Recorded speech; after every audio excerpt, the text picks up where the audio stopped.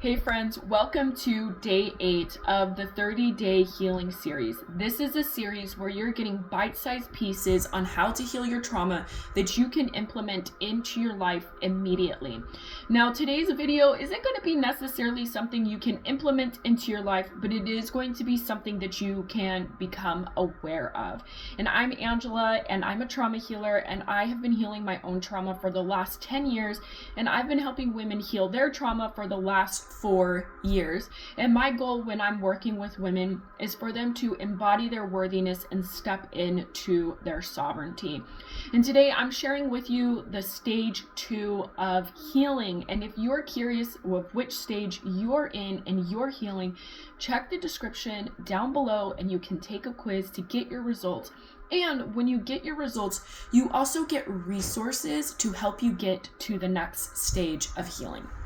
So the next stage, or the stage number 2 of healing, is where you have been healing for a while. Maybe you've worked with a therapist, maybe you've worked with a coach, and you've done that healing. You are pretty good about holding space for yourself.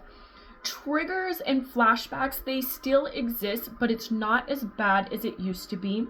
However, you still have people-pleasing tendencies, you still struggle with boundaries, you still struggle with absorbing people's emotions, and you tend to do really good for a while and hit so low that when you get down to that low point, it takes you weeks and almost months to get back. And it's the same thing with your emotions. You might do really well for a while and then you hit a trigger or a flashback and it sends you back for weeks, and then you sabotage yourself, your business, your work, whatever you have going on, because your emotions are completely holding you back from showing up.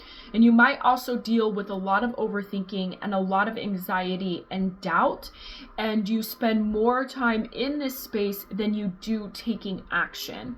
Now, if you've been following me for a while, you know that I believe action equals healing. You don't actually ever need to go digging within anything, because if you take action, it shows you where the fear is, it shows you where limiting beliefs are, it shows you where resistance is, and it shows you where, guess what? There needs to be healing. So that's why action in living actually creates these opportunities to heal. And so you know that that you need to heal. And in stage 2, there is quite a bit more healing to go. You might be in this survivor mindset, right? Whereas when you're in stage 1, you are still very much in the victim mindset, and that's okay. It's part of the process. But you might master the survivor mindset, but it's still holding you back because you haven't allowed yourself to leap into the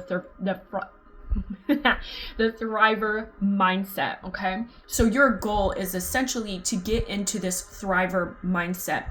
In order to do this, you must learn how to hold space for your emotions, but then release them, and release them with some type of physical activity or self-expression, like with art or like painting or coloring or working out, taking a walk, doing something like that allows you to release the energy. What I've noticed that in the stage 2 of healing, you get really good at holding space for yourself, but you do nothing else. You just hold space for yourself, and then you stay there and you stay there and you stay there and you stay there.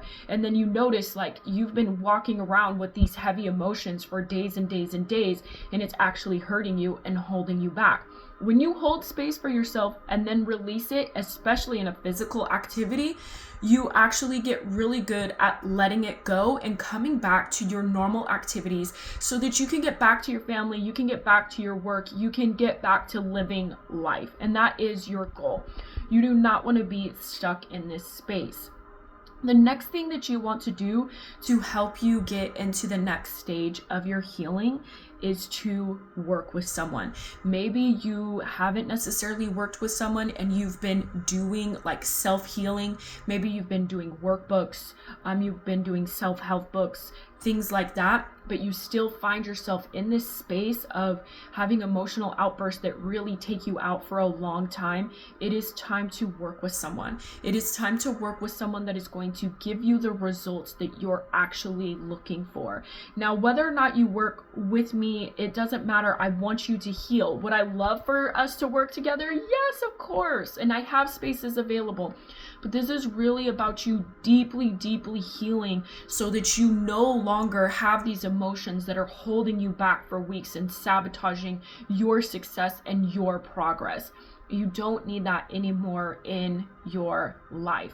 You can completely heal. Your trauma can become just an event, and you don't have to be held back by certain conditioning that you're now experiencing, right? Because that's where all the overthinking and the doubt and things like that, that's really where it comes from. It's actually not yours, but that's for another day. But if you're interested to see which stage of healing you're in, again, check out the quiz below. If you're ready and committed to working with someone and healing your trauma, reach out to me. Let's get you healed, girl. And I'll see you tomorrow. Bye.